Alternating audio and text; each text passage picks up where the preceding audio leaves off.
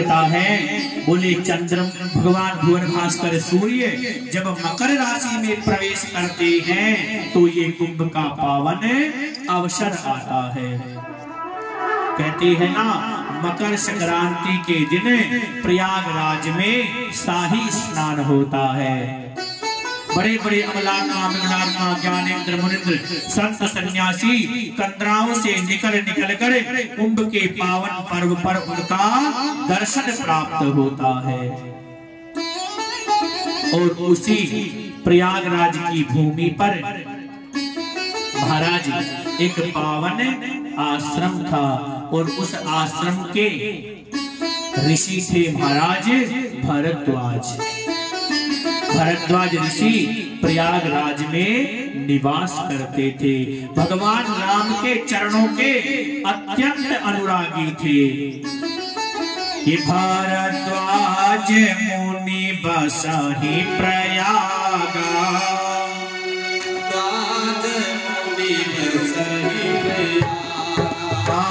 भरद्वाज मुनि बसहि प्रयागा,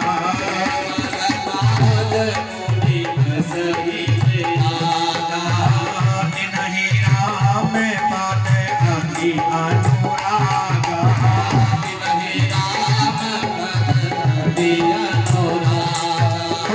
भरद्वाज मुनि बसहि प्रयागा, भरद्वाज मुनि बसहि प्रयागा, भरद्वाज मुनि बसहि प्रयागा, भरद्वाज मुनि बसहि प्रयागा, तिनहि राम पद अति अनुरागा, तिनहि राम पद अति अनुरागा। देव किन्नर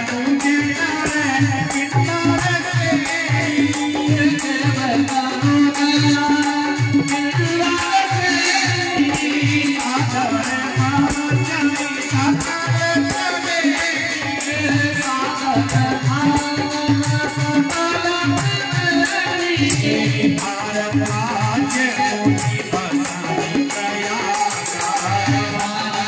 भारद्वाज मुनि बसहि प्रयागा, भारद्वाज मुनि बसहि प्रयागा।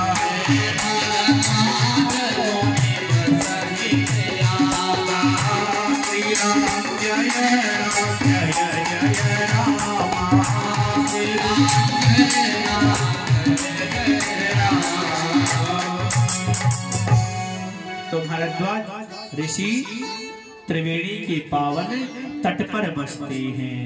जब कुंभ का पावन अवसर आया तो सब ऋषि भारद्वाज मुनि के आश्रम पर विश्राम किए और जैसे जैसे विदा मांगने लगे महाराज भारद्वाज जी ने सबको विदा किया। धीरे धीरे एक एक ऋषि को विदा करते जा रहे हैं। लेकिन उसी प्रयागराज में स्नान करने के लिए आए थे याज्ञवल्क्य ऋषि।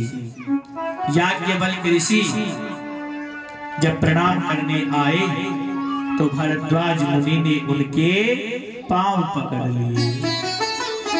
एक बात निवेदन करें कि ये जो पांव पकड़ने की विधि है ये महाराज बहुत कठिन है। किसी के पांव पकड़ना अपने आप को पहले मार देना है, क्योंकि कोई भी व्यक्ति किसी के पांव नहीं पकड़ना चाहता। एक संत ने कहा कि भैया पांव पकड़ने से होता क्या है? तो एक ऋषि कहते हैं कि पांव पकड़े प्रभु जी मिले और पांव पकड़े सुख होए और पांव पकड़े मुक्ति मिले। तो भैया पांव पकड़ो सबको। बोले भैया यदि समर्थ का पांव पकड़ोगे तो फिर वो तुम्हें सनातन के ले जाकर उस शीर्ष भाग सांवरिया के दर्शन करवा देगा। क्यों? बोले कि उस ग्राह ने उस समर्थ गजराज का पांव पकड़ा था तो उसने उसको भगवान के दर्शन करवा दिए थे। और महाराज उन्हीं पांव की रज गौतम नारी अहिल्या के ऊपर लगी तो भगवत धाम को प्राप्त कर ली थी। इसलिए पांव पकड़ना बड़ा कठिन है, लेकिन जिसने पकड़ लिया उसका उद्धार सुनिश्चित है। युवाओं से भी कहेंगे कि भैया यदि जीवन में हमसे एक दिन भी कोई बड़ा है तो उसका सम्मान करना हमारा कर्तव्य है, क्योंकि उसे हमारे जीवन से एक दिन ज्यादा अनुभव है, क्योंकि वो हमसे एक दिन श्रेष्ठ है। इसलिए अभिवादन करने से 4 चीजों की वृद्धि होती है। अभिवादन शीलस्य नित्यो वृद्धि पसेविना चत्वारि तस्य वर्धन्ते आयु विद्या यशो बलम। आयु विद्या यश और बल की प्राप्त होती है यदि श्रेष्ठ जनों के पांव पकड़ते हैं। आज भरद्वाज मुनि ने याज्ञवल्क्य ऋषि के चरणों को पकड़ा है। याज्ञवल्क्य ऋषि कहते हैं, हे भरद्वाज जी, आप इस प्रकार क्यों विलाप कर रहे हैं और क्यों पूछना चाहते हैं? बोले महाराज, प्रायः मुझे हर चीज का उत्तर मिल जाता है, आपसे वंदना कर रहा हूँ। महाराज मेरा एक बड़ा संशय है, उसको आप मिटा दीजिए। बोले क्या संशय है तुम्हारा?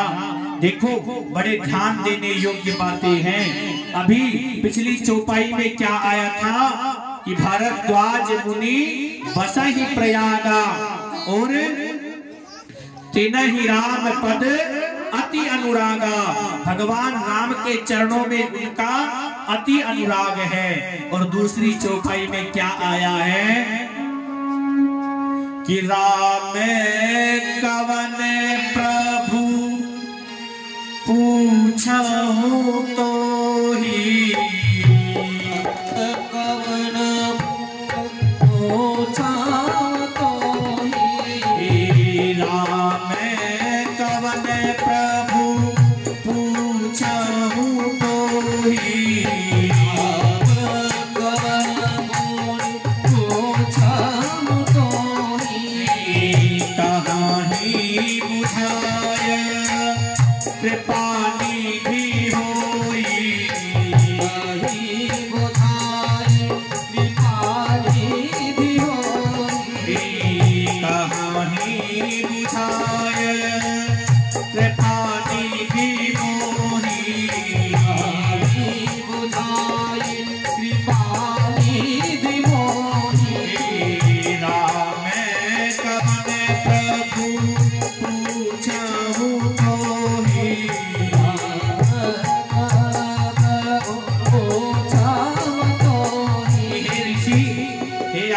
महाराज मैं आपसे पूछना चाहता हूँ। बोले क्या?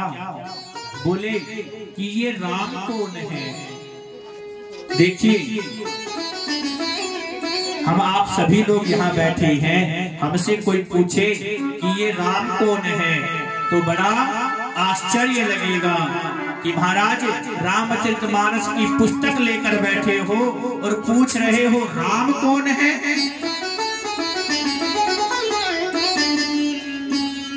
और भरद्वाज मुनि याज्ञवल्क्य ऋषि से पूछ रहे हैं कि महाराज ये राम कौन है। याज्ञवल्क्य मुनि कहते हैं महाराज राम जी के चरणों में अति अनुराग है, फिर भी हमसे पूछ रहे हो कि राम कौन है।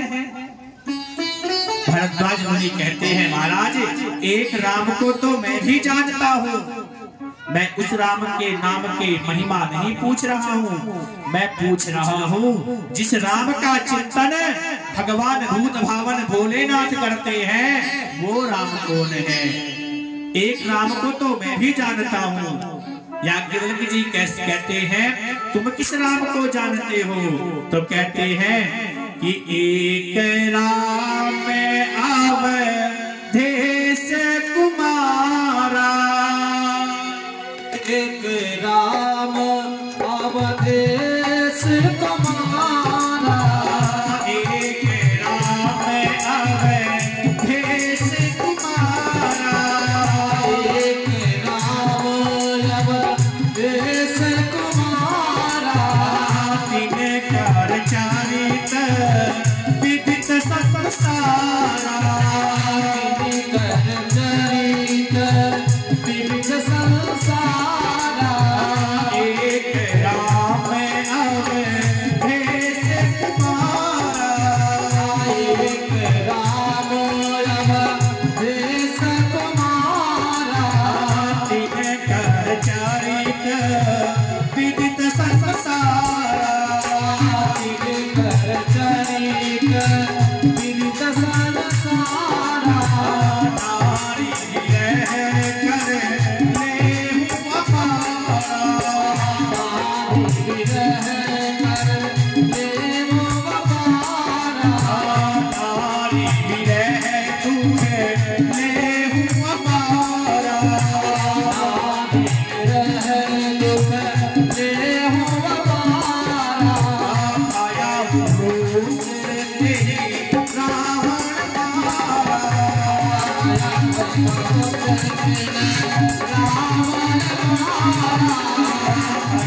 पुरुष तेरी रावण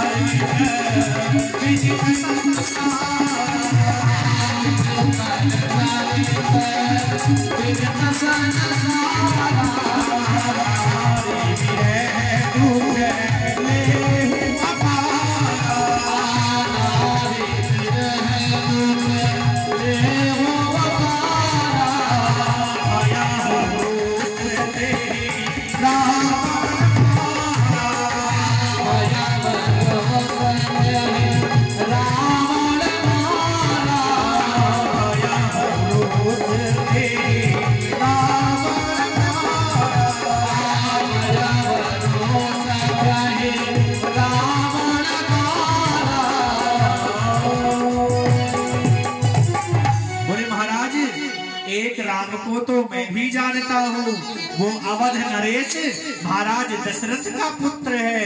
एक राम अवधेश कुमारा, तिनकर चरित्र विदित संसारा। महाराज उनका चरित्र तो सबको पता है।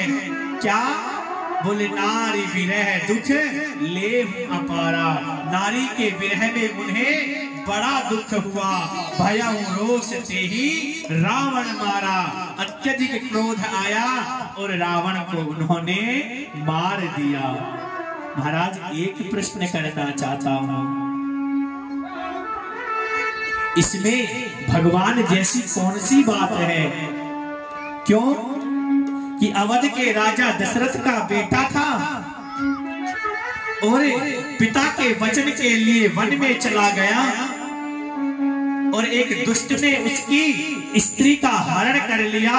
उसे क्रोध आया, उसने उसको मार दिया। महाराज कोई भी समर्थ व्यक्ति होगा और उसकी धर्म पत्नी पर जब कोई बात आएगी तो यदि सच्चा प्रेम करता है तो या तो उसे मार देगा या जब तक प्रयत्न नहीं छोड़ेगा या स्वयं मिट जाएगा, उसके चंगुल से उसे नहीं छुड़ा लेगा। राम के अंदर सामर्थ्य था महाराज, तो उसने उसे मार दिया। इसमें कौन सा राम हो गया? भारद्वाज मुनि कहते हैं महाराज आप मुझे बताइए कि ये राम है कौन? याज्ञवल्क ऋषि कहते हैं महाराज, हमें पता है कि आप राम नाम के अत्यधिक अनुरागी हैं। हमें पता है कि बिना राम के नाम का आपको एक क्षण रहा नहीं जाता, फिर भी आप हमसे राम कथा सुनना चाहते हैं। इसलिए हमसे ऐसा प्रश्न कर रहे हैं कि ये राम कौन है।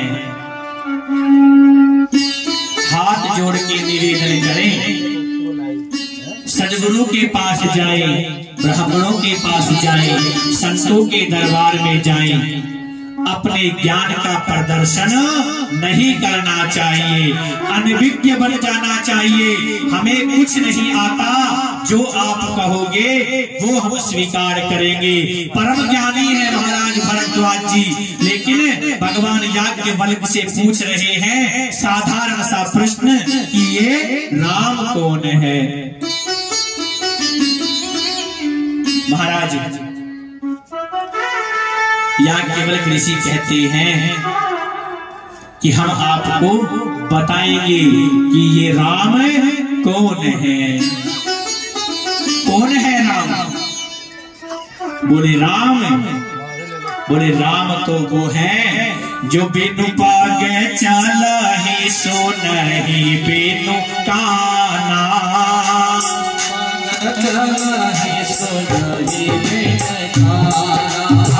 बिनु पागे चलहि सो नहीं बिनु काना।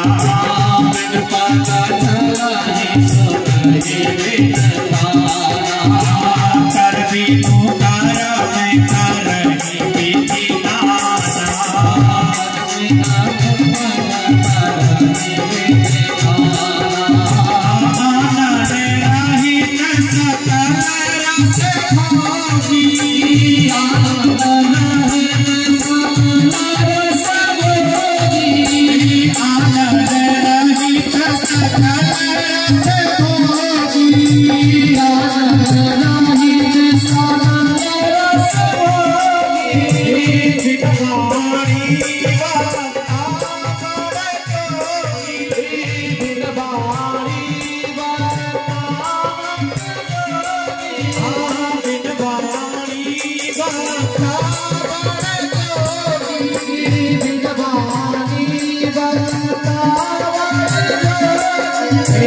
बिनु पागे चलहि सो नहीं बिनु काना।